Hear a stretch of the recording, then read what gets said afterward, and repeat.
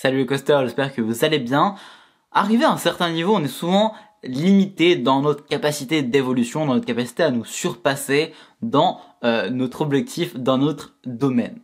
Ce qu'on va voir aujourd'hui, c'est justement comment faire pour se surpasser, même quand on atteint ce plafond de verre qui nous limite dans notre possibilité d'amélioration, que ce soit psychologique, physique ou simplement qui nous limite de manière générale dans notre capacité à progresser. C'est parti. The Quest.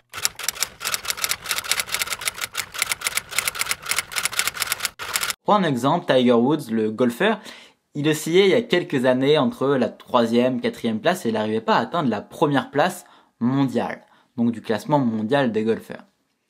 Et ce qu'il a dû faire, c'est exactement ce que vous devriez faire pour défoncer le plafond de verre, parce qu'il se retrouvait limité par rapport à ses connaissances, et peu importe la volonté qu'il y mettait, peu importe ce qu'il essayait de faire pour se surpasser, il était bloqué parce que justement il avait atteint son plafond de verre. Ce que je vous invite à faire, c'est de vous concentrer sur un point bien spécifique de votre activité. Ça peut être votre point faible, ça peut être votre point fort.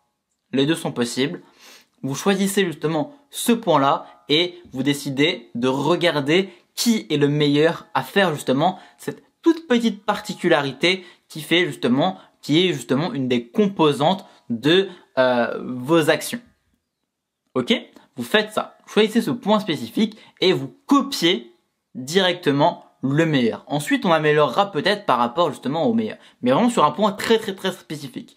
Donc typiquement, au tennis, ça peut être uniquement le revers. Qui fait le meilleur revers? Et vous copiez ce revers-là. Après, vous pourrez toujours améliorer ça à votre sauce, mais d'abord, il faut une base. Et la base, c'est le meilleur. Vous pourrez peut-être surpasser par la suite le meilleur. Donc, prenez cette base-là, et quand vous allez justement copier ce mouvement, naturellement, bon, Tiger Woods du coup, c'était le swing, je crois, je suis vraiment pas très bon en golf, hein, mais je crois que c'était le swing. Donc, il a essayé de copier justement, de changer son mouvement par rapport à ça, et au bout d'un moment, voilà, il a régressé parce que on lui demandait de faire un mouvement qui était vraiment différent de ce qu'il avait l'habitude de faire. Donc, il a régressé, il a perdu des dizaines, peut-être jusqu'à des centaines de places à un moment. Et ensuite, ce qui est arrivé, c'est qu'il a commencé à remonter dans les classements jusqu'à arriver premier pendant plusieurs années.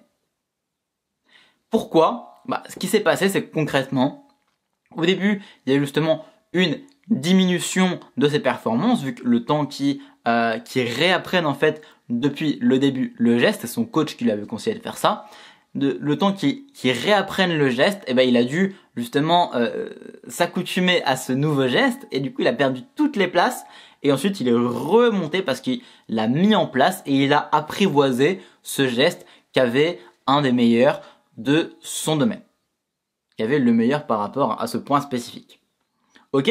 Donc ce que je vous invite à faire, c'est de regarder comme Tiger Woods l'a fait, le point spécifique que vous voulez améliorer et de copier ça par rapport au meilleur que vous avez dans ce domaine-là, que vous pouvez trouver dans ce domaine-là. Voilà, je vous invite à tester ça. Si vous voulez creuser un peu justement cette piste avec moi, je vous invite à prendre un coup de boost, c'est dans la description, le premier lien. Voilà, on creusera un peu ça en profondeur pour voir c'est quoi chez vous, c'est quoi dans votre domaine, la spécificité justement qui fait que vous pourriez faire la différence et que vous devriez creuser. On creusera ça ensemble dans le coup de boost.